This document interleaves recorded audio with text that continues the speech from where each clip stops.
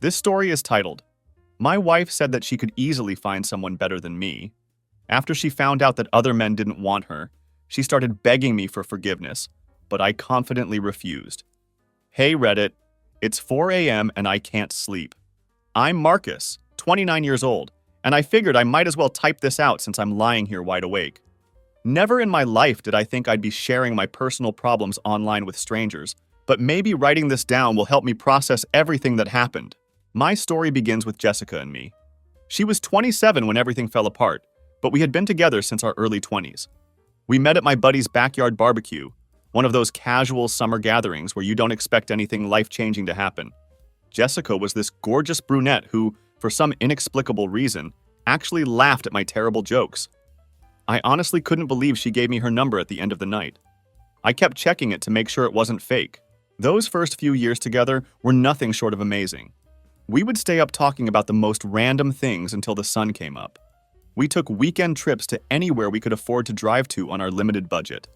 We developed these inside jokes that made absolutely no sense to anyone else, but would have us doubled over laughing while our friends looked at us like we were crazy. Those were simple times, but they were perfect. After 3 years together, I proposed. We had a small wedding at this mountain cabin, nothing fancy or extravagant, just surrounded by people we actually cared about. Jessica wore this simple dress that somehow made her look more incredible than any elaborate gown could have. I remember thinking I was the luckiest man alive that day. The first couple years of marriage were pretty good. We lived in this tiny apartment that always had something broken. The faucet would leak, the heat would go out in winter, the windows wouldn't close properly. Our landlord was completely useless when it came to fixing anything. We talked about visiting Greece someday when we had enough money saved up. We discussed starting a family once we weren't broke all the time. These were our dreams, our plans for the future we thought we would build together. During this time, I was building my carpentry business from nothing. It was just me, a truck that broke down practically every other week, and some basic tools. Jessica was incredibly supportive back then. She would help me figure out the accounting stuff since I was terrible with numbers. She'd bring me lunch when I was working on bigger jobs, sometimes staying to help if she could. She even designed some flyers and business cards for me when we couldn't afford professional marketing.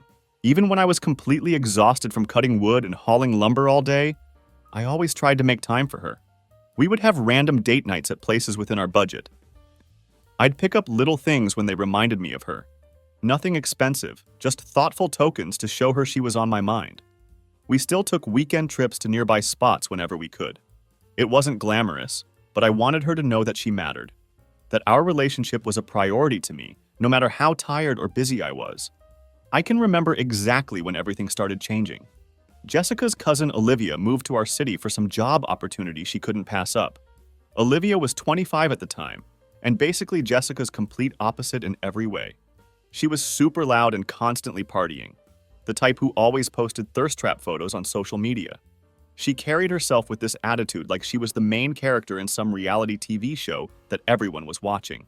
Olivia never had a boyfriend for more than a couple of months, but she always had guys buying her drinks and taking her to fancy restaurants. Her life seemed to revolve around the attention she could get. At first, I didn't really care that Jessica was hanging out with her. Family is important, right? But then I started noticing these little changes in Jessica. She began dressing differently, wearing more revealing clothes that she never would have chosen before. Her social media presence started changing too. More posed photos, weird facial expressions that weren't natural for her, mysterious captions that seemed designed to provoke curiosity. She even started talking differently around Olivia, using slang I'd never heard her say before, laughing way louder than normal. It was like watching someone trying on a completely different personality. One night after they went out for what was supposed to be a simple girls' night, Jessica came home a bit tipsy. I overheard her still talking to Olivia on the phone in the bathroom. I know, right? Did you see how many guys were checking me out? She was giggling like a teenager. Then she said something that hit me hard. No, Marcus doesn't mind. He's just happy I'm having fun. I pretended to be asleep when she finally came to bed. Maybe I should have said something then. Confronted her about what I'd heard, but something told me to just watch what was happening for a while longer to see how far this would go. Over the next couple of months, Jessica started being really weird with her phone. She changed her password, which she'd never done before. She always put it face down whenever I was around. She would take calls in another room, speaking in hushed tones I couldn't make out. When I'd ask who she was talking to, it was always just Olivia or just work stuff. Nothing more. Nothing specific.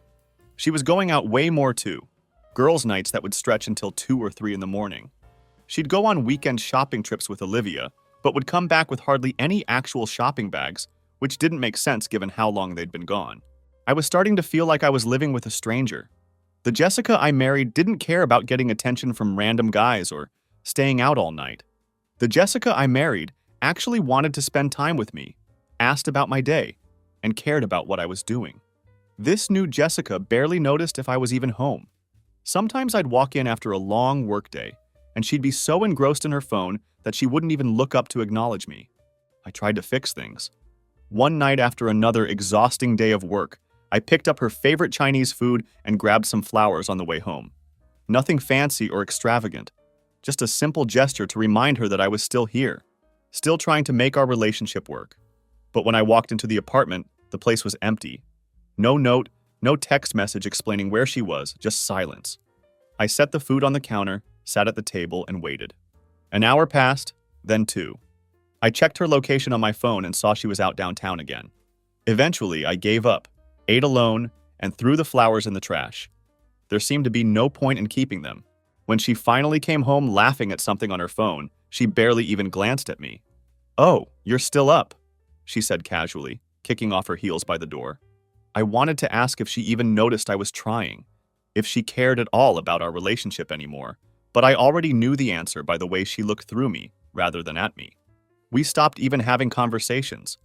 When we did talk, it was mostly her talking about her cousin's latest adventures or some work drama that I couldn't keep track of anymore.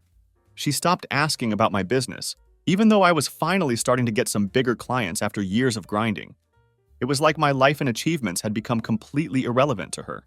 One day, I landed this huge contract with a restaurant chain, the biggest job I'd ever gotten, the kind that could really put my company on the map.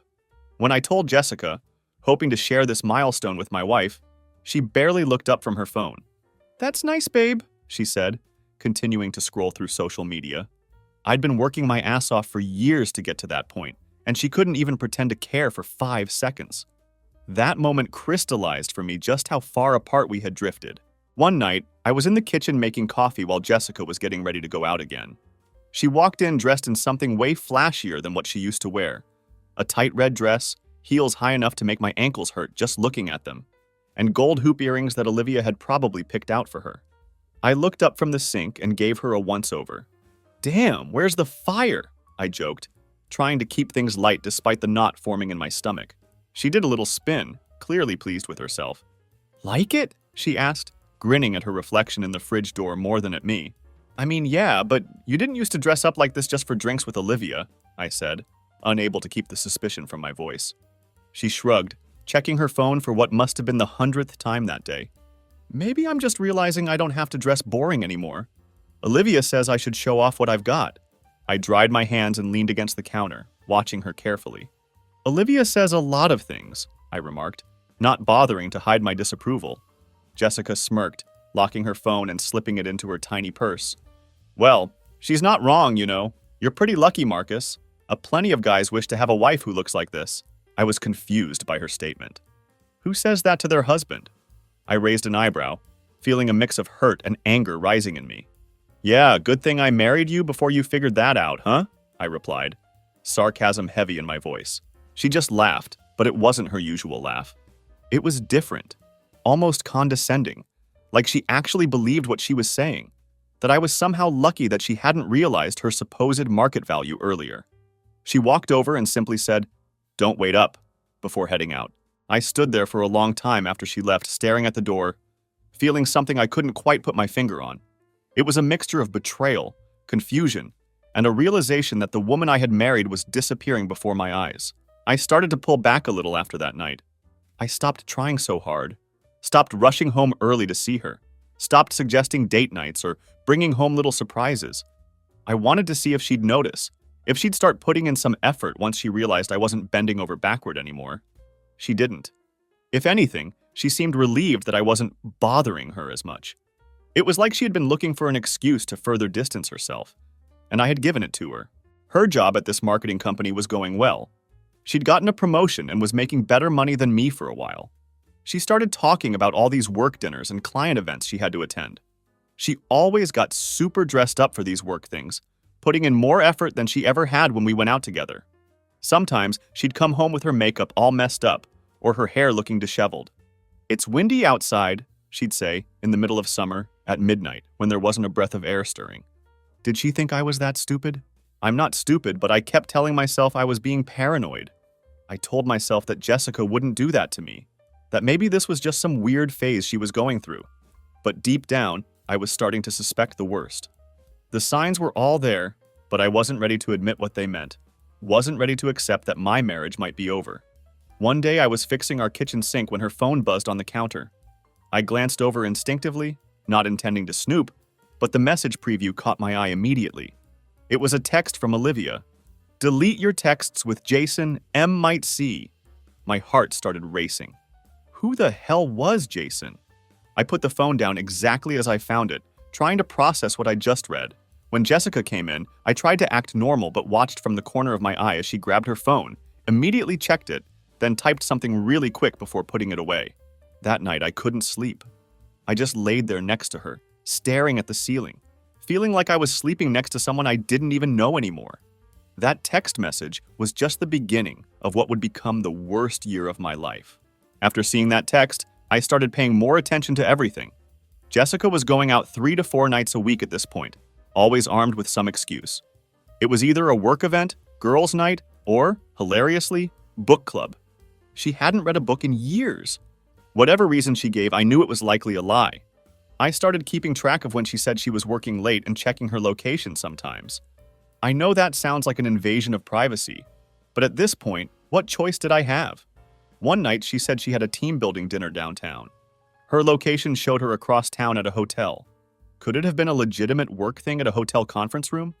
That's what I kept telling myself, desperately clinging to any explanation that didn't involve her cheating. I started talking to her less and less, kind of shutting down emotionally as a defense mechanism.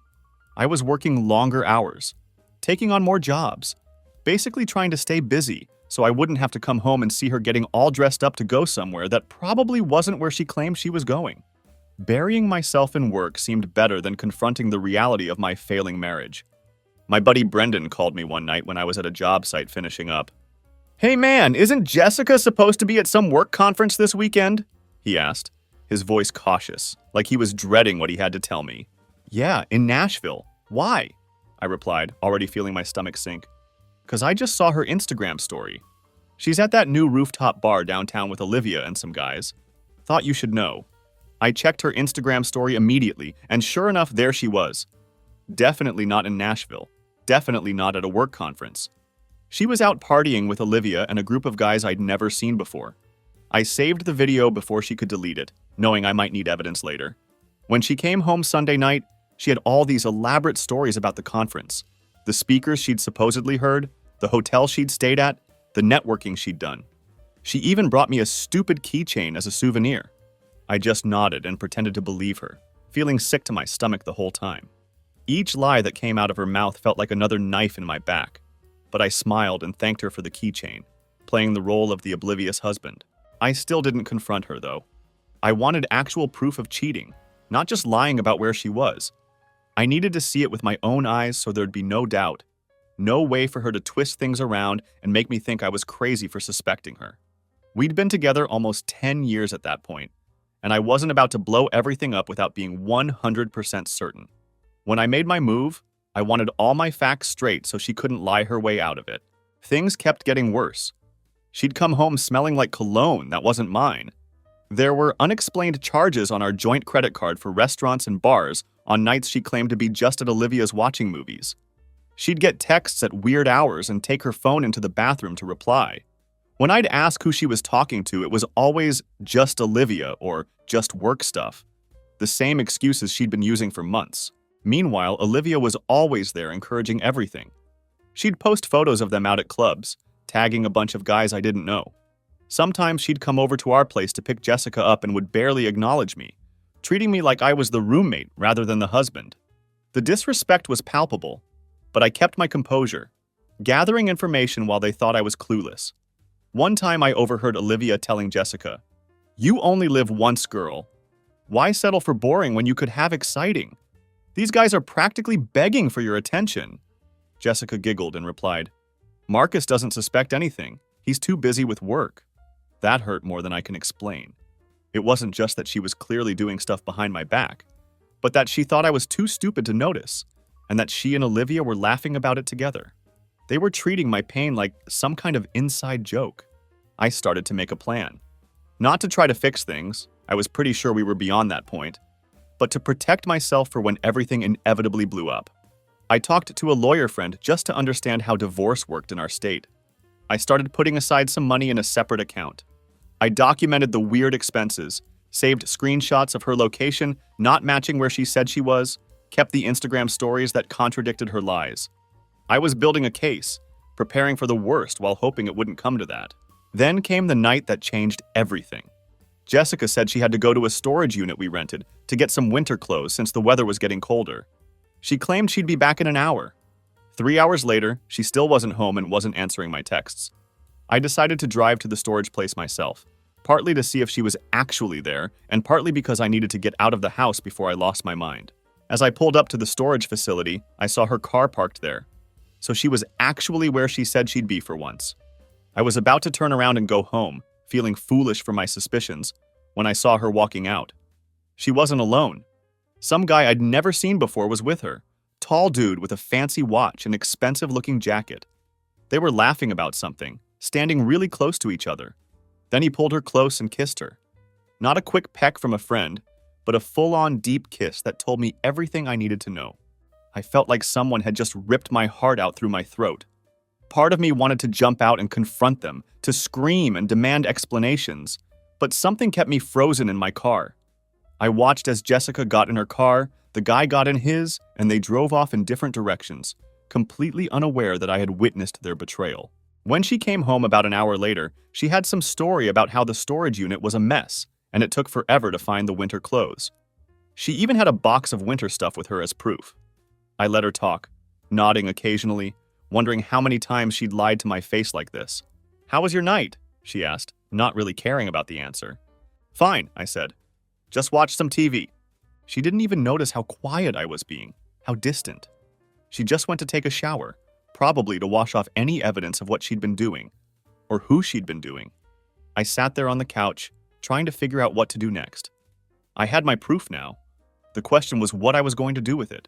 I spent the whole night thinking about what to do.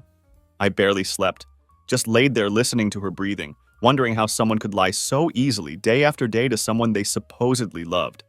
How could she come home from being with another man and climb into bed next to me like nothing had happened? The Jessica I thought I knew would never have been capable of such deception. After that night, I knew 100% I was done. No question about it. Just looking at her made my stomach turn. I didn't need to think about it or weigh my options. I was out. The marriage was over, and all that was left was to make it official. First thing the next morning, I called a divorce lawyer, the same guy my friend used when his wife cheated. I made an appointment for that same week. Then I went straight to the bank and completely separated my finances. I moved my direct deposit to a new account she couldn't touch. I took my name off our joint credit card and withdrew exactly half of our savings to put in my new account. I left her half there. I didn't want to screw her over financially, but I wasn't about to let her spend my money on her boyfriends either. Every time she touched me or tried to act normal in the days that followed, I had to force myself not to physically recoil. The thought of her with those other guys made me feel physically sick. I'd look at her and just see this stranger wearing a familiar face. Someone I used to love who didn't exist anymore. But I played it cool. Didn't want her suspecting anything until I had everything lined up. This was a chess game now, and I needed to think several moves ahead. Jessica didn't suspect anything. She was too wrapped up in her own little world to notice I was making moves to leave. She kept going out, kept lying about where she was going, kept texting guys behind my back. I just let her do her thing while I prepared for the end of our marriage. It was almost surreal how oblivious she was to what was happening right under her nose. The next day, Olivia showed up at our place unannounced. I had to sit there and listen while they planned some weekend trip right in front of me, giggling about inside jokes I wasn't a part of. I heard Olivia whisper, "Is Chris going to be there?" And Jessica shushing her, looking over at me nervously. Chris must be the guy from the storage unit, or maybe another one. At this point, who knew how many there were? The disrespect was astounding, but I kept my composure, knowing my exit plan was already in motion. That night, Jessica went out again, claiming it was a work happy hour. I didn't bother asking questions anymore. What was the point? Around 2 a.m., she stumbled in, clearly wasted, fumbling with her keys at the door. "Where have you been?" I asked from the couch where I'd been sitting in the dark, waiting. She jumped, startled to see me still up. "Jesus, Marcus! You scared me! Just out with people from work, told you that." "That's weird because I called your office earlier about that health insurance paperwork we needed. Natalie said there was no happy hour planned." Jessica's face changed instantly. That deer in headlights look of someone caught in a lie before she quickly attempted to recover. Different department, marketing team thing. I just sat there staring at her. This woman who I'd spent nearly a decade with, who I thought I knew better than anyone in the world. All I felt was this weird sense of calm, like I was watching a movie of my life instead of actually living it. The emotional connection was already severed. I was just going through the motions now. I thought about the first time we met, how her laugh made me feel all nervous and excited at the same time. Our first apartment with that broken heater we couldn't afford to fix. The way she used to bring me coffee in bed on weekends. All these memories flashed through my mind like they were from another lifetime. And now this stranger telling me obvious lies, this person who meant nothing to me anymore. "Something else you want to tell me, Jessica?" I asked quietly. "What are you talking about?" she responded, her voice defensive now. "I saw you at the storage unit with him." Her face went white. "You were following me?" "Nope. Just needed to grab something myself and saw you by accident. Who is he? How long has this been going on?" She started crying, but I could tell they weren't real tears. They were the manipulative kind, the ones designed to make me feel bad for catching her rather than expressing genuine remorse. "It's not what you think," she sobbed. "He's just a friend." "You kiss all your friends like that?" I asked, my voice flat and emotionless. That's when her whole attitude changed. The tears stopped instantly. She stood up straight, suddenly cold and defiant. "Fine. Yes, I've been seeing other people. Several, actually. Olivia helped me realize I've been wasting my youth tied down to one person. Do you know how many men would kill to be with me? I'm done living by your boring rules." She kept going, getting more cruel with each word. "I've been seeing guys who make twice what you do.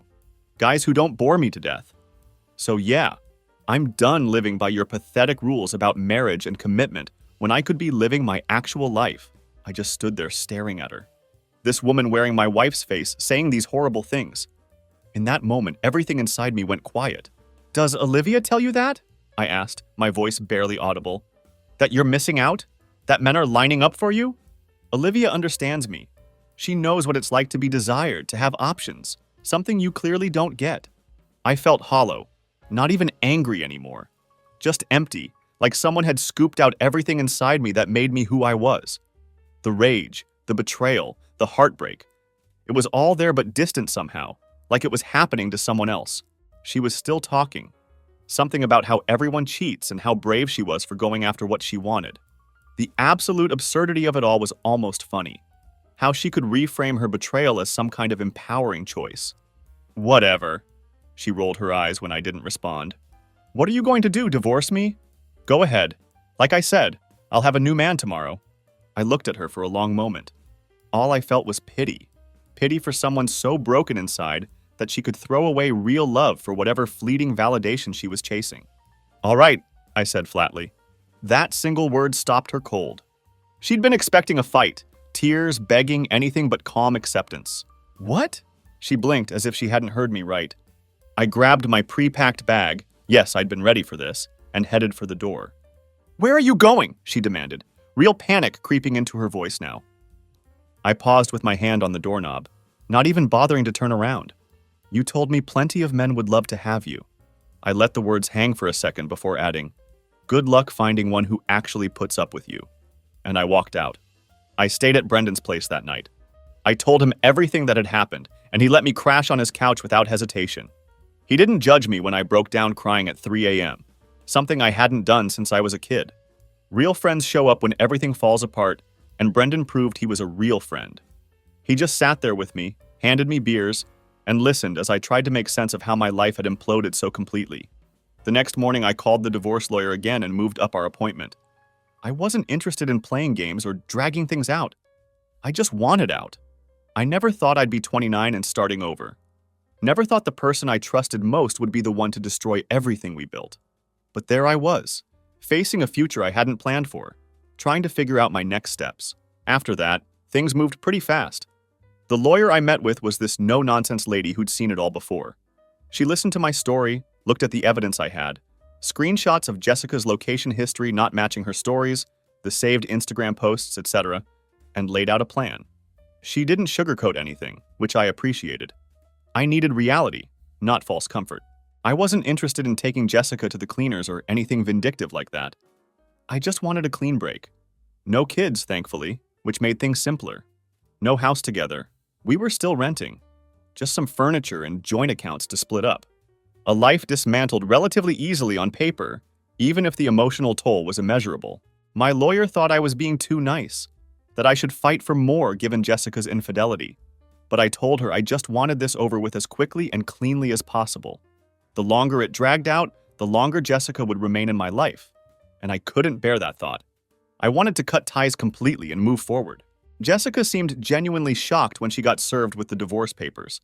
I think she expected me to come crawling back, begging for another chance. Instead, I went no contact except through lawyers. I blocked her number, blocked her on social media, told mutual friends I didn't want updates about her. I erected a complete barrier between her life and mine.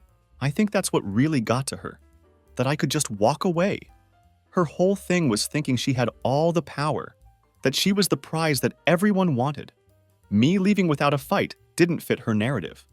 It challenged the story she'd been telling herself, that I needed her more than she needed me, that I was lucky to have her. My indifference was probably more painful to her ego than any anger would have been. She started calling from different numbers when she realized I'd blocked her. She began showing up at job sites where I was working. She even had her mom call me, we always got along well, to try to convince me to at least talk to Jessica. I stayed firm, though. The damage was done. There was no going back, no conversation that could undo what had happened. I didn't owe her closure or a chance to explain herself further. The legal process moved pretty quickly once it was in motion. I let her keep more of our stuff than I probably should have. Most of the furniture, didn't fight over the joint accounts even though I'd contributed more over the years. My lawyer thought I was being an idiot, practically giving things away, but I just wanted Jessica out of my life. Material possessions could be replaced. My peace of mind was worth more. Once the divorce was finalized, I did something that surprised even me. I texted her cousin Olivia. Yeah, I know how that sounds, but hear me out. I wasn't interested in her romantically. I wanted answers. I invited her for coffee and surprisingly, she agreed to meet. Perhaps curiosity got the better of her, or maybe she wanted to gloat.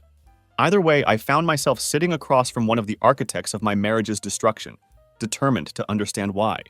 Why'd you do it? I asked once we were sitting down with our coffees. Why'd you encourage Jessica to cheat? To throw away our marriage? Olivia had the decency to look uncomfortable. I didn't tell her to cheat. I just told her she was settling, that she could do better. Better than a husband who loved her? Who was faithful? Who was building a future with her? I pressed, trying to understand her twisted logic. Look, she sighed. Jessica was always jealous of me. Of the attention I got, the freedom I had. When she started asking about my lifestyle, I just showed her. Introduced her to some guys. Took her to some clubs. What she did with that was her choice. I nodded, taking that in. You know what's funny, Olivia? I always thought you were the cool one. But sitting here now, I just feel sorry for you. She looked startled. Excuse me. You're so busy collecting attention from guys who don't actually care about you that you've never experienced what real love feels like. So you had to destroy someone else's chance at it. Olivia's face got all red. I didn't. It's fine, I cut her off, standing up. I didn't ask you here to argue. I just wanted to understand. And now I do. As I turned to leave, Olivia called after me. Jessica's miserable, you know. Those guys she was seeing, none of them want anything serious with her. They just wanted what guys always want. Her voice had a strange mix of satisfaction and pity in it. I paused for a moment, considering her words. That's not my problem anymore, I replied simply, and continued walking. But then things got weird. Olivia started texting me after our coffee meetup. At first, they were innocent enough, just, "How are you doing?" messages that I could have interpreted as checking in on me. Then she started sending me memes, clearly trying to establish some kind of casual rapport between us. Eventually, her texts became flirtier, with suggestive comments and questions about my plans for the weekend. Instead of ignoring her like I had initially planned to, I saw an opportunity. It was petty, I'll admit that right now, but I couldn't help myself. I started responding, playing it cool but interested. We started talking regularly. I knew exactly what she was doing. She saw me as a challenge now, the guy who walked away from her cousin and didn't immediately worship her like every other man she encountered. But what she didn't realize was that I was playing my own game. After a few weeks of texting, I invited Olivia over to my new place for drinks. She showed up wearing this tight dress that left little to the imagination, clearly expecting the night to go a certain way. I played my part perfectly, complimented her, laughed at her jokes, touched her arm while we were talking. I was giving her exactly what she wanted, making her think she had succeeded in winning me over. The next morning, I accidentally left my location sharing on when I took her to breakfast at this place I knew Jessica always went to on Saturdays. I made sure we sat by the window where we'd be easily visible from both inside and outside the restaurant. Sure enough, Jessica walked in, saw us together, and froze in the doorway. The look on her face was exactly what I was hoping for. Confusion, then shock, then this weird mixture of anger and hurt that I'd never seen before. She turned around and practically ran out. Olivia noticed and got this smug look on her face. "Guess Jessica's seeing what she lost," she said, clearly enjoying her cousin's pain. I just shrugged like I didn't care, but inside I was thinking, now you know how it feels. Within hours, Jessica was blowing up my phone. Dozens of texts ranging from furious, "How could you sleep with my cousin?" to devastated, "Of all people, why her?" to pathetic, "I made a mistake. Please talk to me." I didn't respond to any of them. They didn't deserve my attention or explanation. Olivia and I kept seeing each other for about a month. Nothing serious, just casual dates that I made sure Jessica would find out about. I'd pick Olivia up from work when I knew Jessica might see. We'd show up together at places where mutual friends would be. I even posted a few pictures of us on Instagram, knowing Jessica would see them. Every time it resulted in a new barrage of messages from Jessica that I continued to ignore. Was it petty?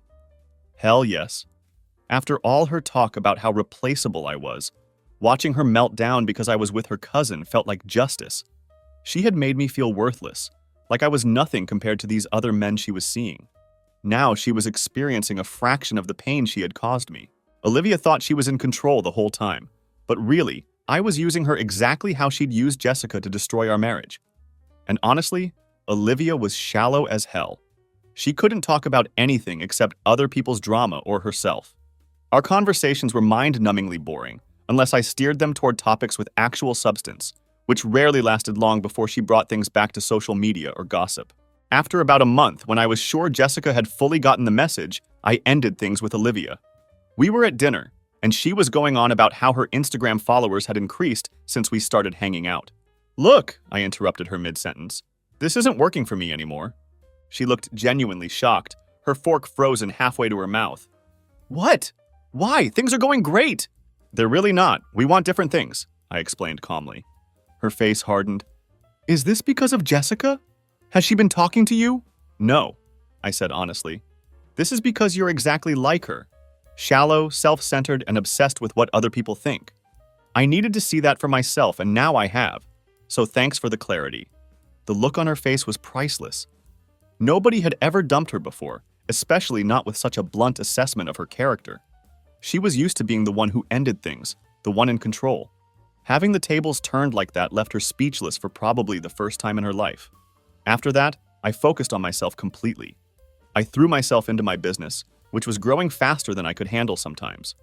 The big contract I had landed before everything fell apart had led to more referrals, and suddenly I was hiring my first employees. I started hitting the gym regularly, not to look good for someone else, but because it helped clear my head and gave me somewhere productive to channel my anger. I reconnected with old friends I'd lost touch with during my marriage, realizing how much I had isolated myself without even noticing. A few weeks after I dumped Olivia, I met this gorgeous girl at a client's housewarming party. I'll call her Lily. She was this stunning redhead who immediately caught my eye across the room.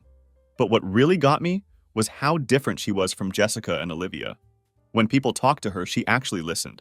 Like, genuinely listened, making eye contact and asking follow-up questions. She asked real questions and cared about the answers, not just waiting for her turn to speak. She laughed at jokes because they were funny, not to get attention or to perform for others. We hit it off right away and started dating, taking it slow and being honest with each other from the beginning. She was everything Jessica wasn't.